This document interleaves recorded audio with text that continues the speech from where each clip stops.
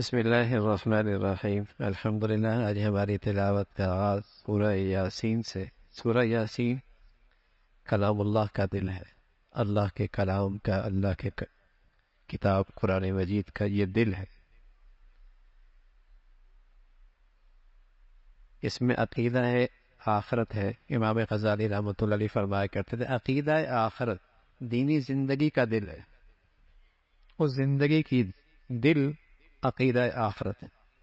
اس صورت میں اسی عقیدے کا تذکرہ مختلف زاویوں سے، مختلف انداز سے، تو یہ صورت بھی قرآن کے دل ہے۔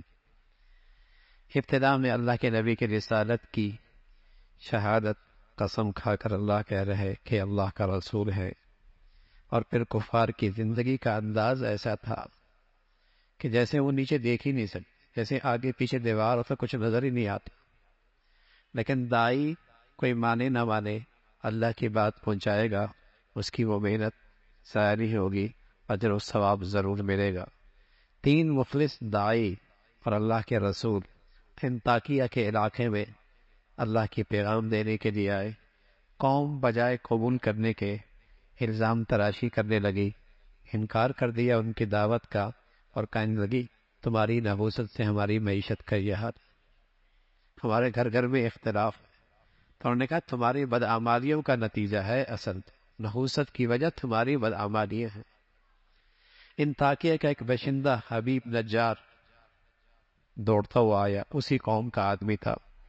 اللہ کے مخلص بندے ہیں، تمہیں اللہ کی طرف بلاتے ہیں، اور اس بلانے میں ان کا کوئی مفاد بھی نہیں ہے، تمہاری خیر خواہی پیش نظر ہے۔ لیکن اس قوم نے اس پر بھی حملہ آور ہوئے، 3 رسول بھی شہید ہوئے، اسے بھی شہید کر دیا۔ پھر اللہ کا غضب جوش میں آیا، ایک چیخ فرشتے نے ماری اور وہ ٹھنڈے ہو کے رہے، سبھی ختم ہو گئے۔ اور وہ شہید جو اللہ کے راستے میں شہادت جس نے دی، قربانی دی، وہ جنت میں جا کر جب اللہ نے اسے اپنی نعمتیں دکھائیں جنت کی، تو کہنے لگا کاش کہ میری قوم کو پتہ لگتا کہ میری اللہ رب العزت نے کیا عزت بخشی ہے، کیا سعادت بخشی ہے، کیا نعمتوں سے نوازا۔ تو کتنا مخلص تھا وہ اپنی قوم کا، زندگی میں بھی قوم کا خیر خواہ، انہیں اللہ کی طرف بلا رہا، جانے کے بعد بھی قوم ہی کی خیر خواہی ہے، کاش کہ قوم کو پتہ لگتا تو وہ میرے ساتھ یہ سلوک نہ کرتے۔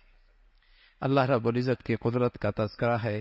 اللہ نے ہر چیز کو نر اور مادہ پیدا کیا، یہ انکشاف قرآن نے صدیوں سال پہلے کیا، دنیا نہیں مانتی تھی، لیکن آج کے سائنس نے اقرار کیا کہ پتا، چھوٹا سا پودا بھی، اور چھوٹا سا جسے کہیں کہ درخت بھی، اور کوئی بھی چیز زمین پہ ایسی ہے جو نر اور مادہ ہوا کرتی۔ پہلے لوگ سمجھتے نر مادہ صرف مرد میں، انسانوں میں ہوتا ہے، پھر سوچا حیوانوں میں بھی ہوتا ہے، لیکن سچ یہ ہے کہ یہاں تک کہ ایٹم کے اندر بھی 2 ذرات ہوتے ہیں، انہیں دونوں سے مل کر وہ چیز بنتی ہے۔ ہر چیز کے اندر نر اور مادہ ہے، سائنس تو آج بتا رہی ہے، اور قرآن نے اس حقیقت کا تذکرہ صدیوں سال پہلے کیا۔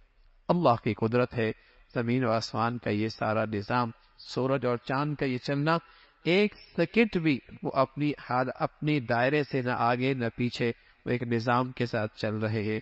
تو وہ ذات ایسی ہے کہ اس کے لیے قیامت قائم کرنا اور نظام کو دوبارہ زندہ کر لینا کیا مشکل ہے۔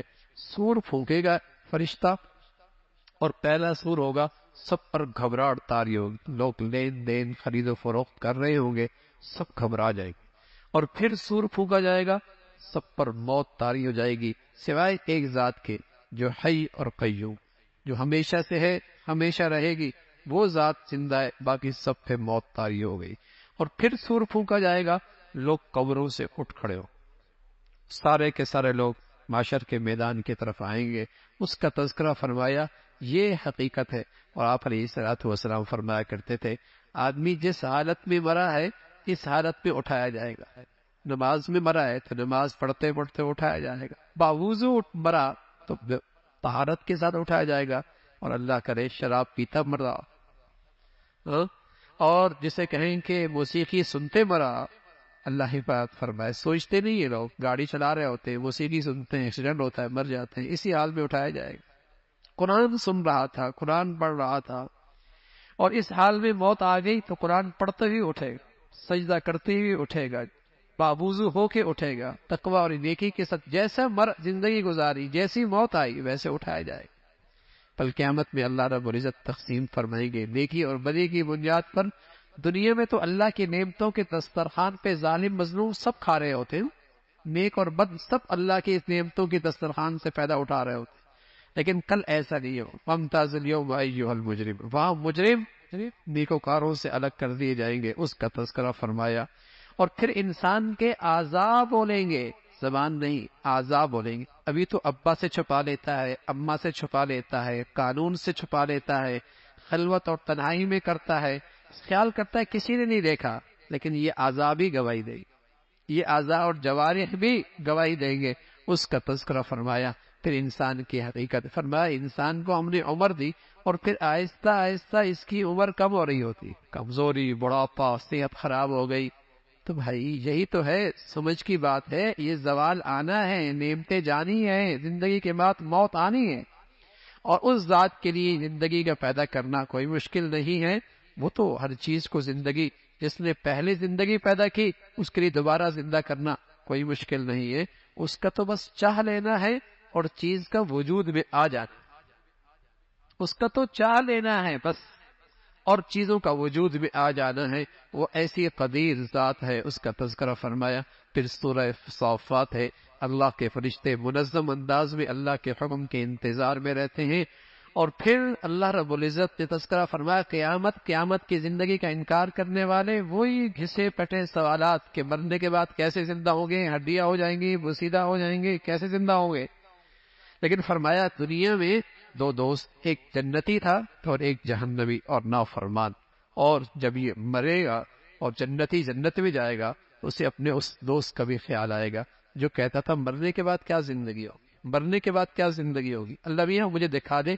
जब उसे दिखाया जाएगा, झांकेगा, वो जहन्नम के बीच बीच आएगा, अल्लाह का शुक्र अदा करेगा, अल्लाह ने मुझे तेरी गुमराही से महफूज रखा, मुझे तेरे गंदे नजरियात से महफूज रखा।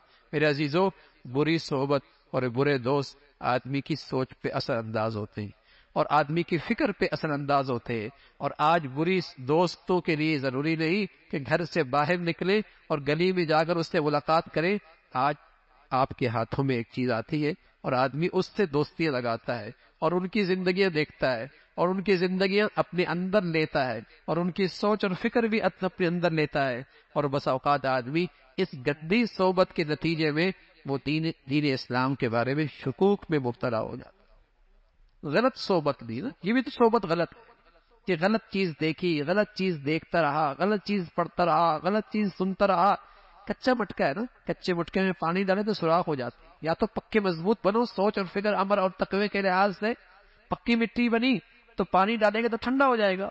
या तो सोच और फिक्र इल्म दीन के लिहाज से इतना मजबूत हो, कोई सोबत इख्तियार करे उसकी जिंदगी बदल जाए। लेकिन खुद ही सोच और फिक्र के लिहाज से इतना कमजोर है, जो सुनता पढ़ता है शक में मुब्तला हो जाता। फत्तला अलैहि, उसके बारे में फरमाया जहन्नमी, तो उस पे अल्लाह का शुक्र अदा किया कि इसके गुमराही से महफूज रहा। फिर नूह अलैहिस्सलातु वस्सलाम का तज़किरा है और फिर अल्लाह ने हज़रत इब्राहीम अलैहिस्सलातु वस्सलाम का तज़किरा फरमाया, किस तरीके से उन माबूदाने बातिला की तरदीद की, कैसे अमली तौर पे बताया कि तो कुछ नहीं सुनते, कुछ नहीं कर सकते। फिर अल्लाह रब्बुल इज़्ज़त इब्राहीम अलैहिस्सलातु वस्सलाम को बेटा दिया, बुढ़ापे में दिया और बड़े मांगने के बाद मिला। और फिर अल्लाह ने हुक्म फरमाया कुर्बानी चाहिए अपने बेटे की, आपके बेटे की कुर्बानी चाहिए। सुभान अल्लाह। इब्राहीम अलैहिस्सलातु वस्सलाम अपने बेटे की कुर्बानी देने के लिए तैयार हो गए और बेटा भी ऐसा सादतमंद, वो कुर्बान होने के लिए तैयार हो गया।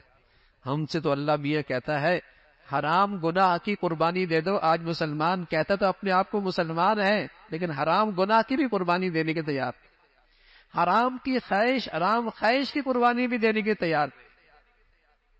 वो खलीलुल्लाह थे, वो तो अपने बेटे को कुर्बान करने लगे। अपनी कुर्बानी आसान होती है, औलाद को अपने हाथों से ज़बह करना बड़ा मुश्किल होता है। अपनी जान देना आसान है, बेटे के गर्दन पे छुरी चलाना आसान नहीं है। लेकिन अल्लाह की खातिर, अल्लाह ने मांगा है, बेटा अल्लाह का है, अल्लाह ने मांगा है, दे दूंगा। कुर्बानी करने की तैयार, बेटा भी कुर्बान होने की तैयार। कहने लगा अब्बा जान अल्लाह ने कहा है ना, सब्र करूंगा, इंशाअल्लाह सब्र करूंगा, आप जल्दी कीजिए अल्लाह के हुक्म की तामील में। بڑی خوش نصیبی ہوتی ہے گھرانے کی، اس گھرانے کی جہاں ماں بھی یہ کہے، باپ بھی یہ کہے، بیٹا بھی یہ کہے، شوہر بھی کہے، بڑا بھی یہ کہے اللہ کے حکم کی تعمیل ہم نے کرنی ہی کرنی ہے۔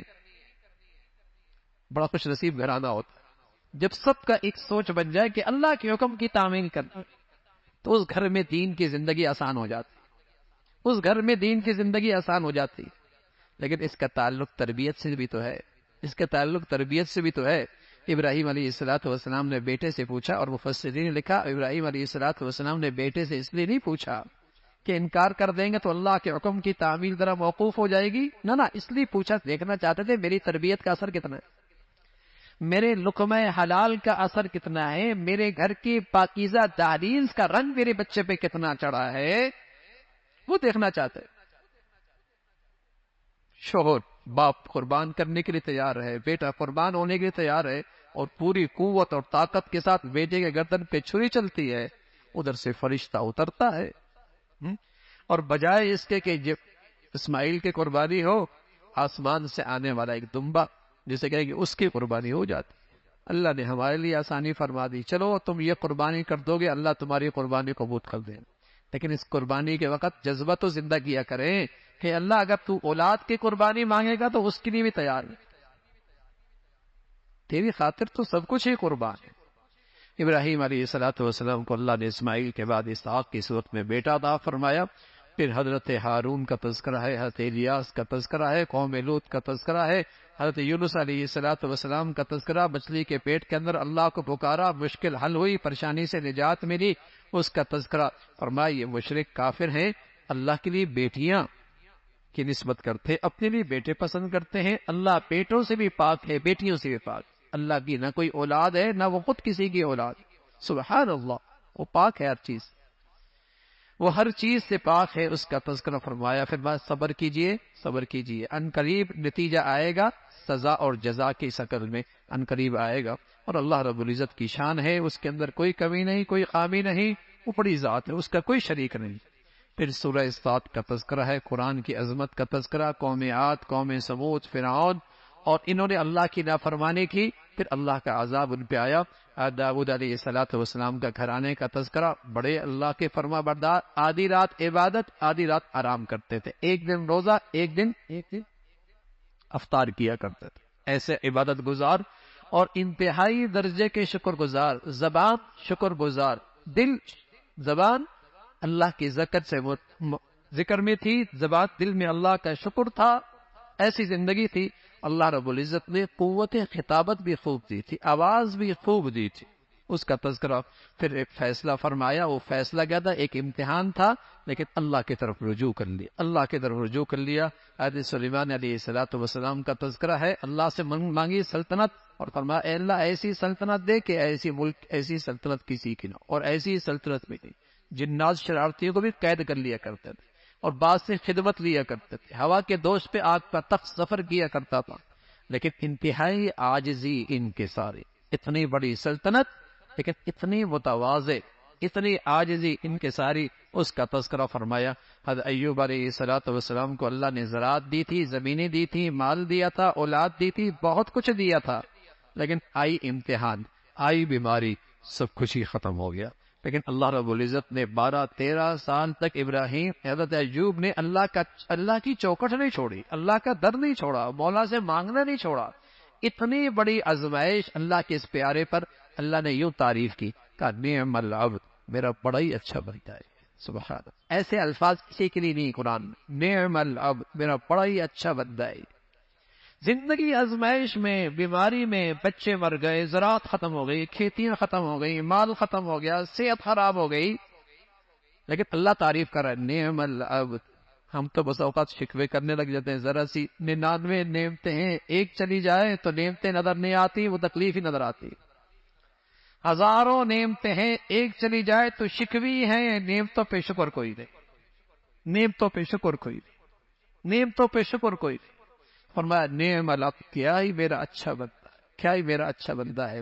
پھر حضرت ابراہیم کا، حضرت اسماعیل کا، اور حضرت انبیاء، مختلف انبیاء کا تذکرہ فرمایا، اور پھر انسان، حضرت آدم کی پیدائش اور شیطان کی سرکشی، اور اس کا انسانوں کو اغوا کرنا، اس کا تذکرہ فرمایا.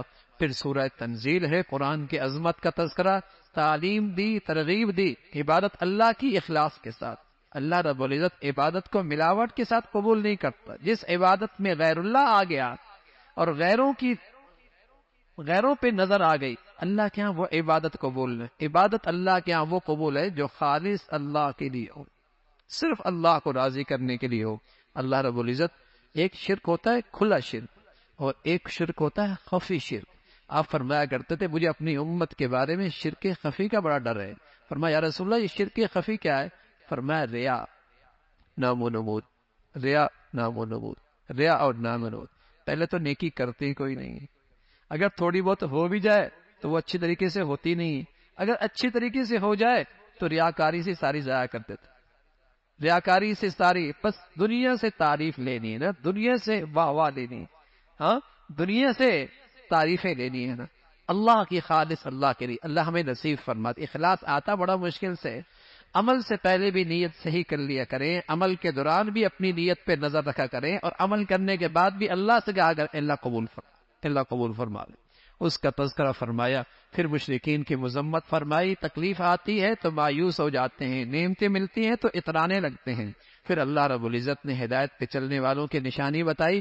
اللہ کی بات بہت توجہ سے سنتے، اللہ کی پیغام بہت توجہ سے سنتے، ہدایت کی بات بہت توجہ سے سنتے، اور توجہ کے سننے کے بعد پھر اس پہ عمل بھی کرتے. فرمایا یہی لوگ عقل مند لوگ ہیں، یہی لوگ عقل مند ہیں جو اللہ کی بات توجہ سے سنتے ہیں، محتاج بن کے سنتے ہیں، پھر اس پہ عمل کرتے ہیں. فرمایا عقل مند لوگ یہی. پھر اللہ رب العزت نے فرمایا جن کا سینہ اللہ کے لیے، اسلام کے لیے کھول دے، ان کے لیے اسلام کے ہر حکم کی تعمیل آسان ہو جاتی ہے. آپ علیہ الصلوۃ والسلام سے پوچھا گیا یا رسول اللہ دل کھل گیا اسلام کے لیے اور اس میں نور داخل ہو گیا، اس کی علامت کیا ہے؟ فرمایا 3 علامتیں: التجافی عن دار الغرور والانابۃ الی دار الخلود والاستعداد للموت قبل النزول. 3 نشانی ہیں. پہلی نشانی فرمایا آخرت کے گھر کی طرف رجوع ہو جائے.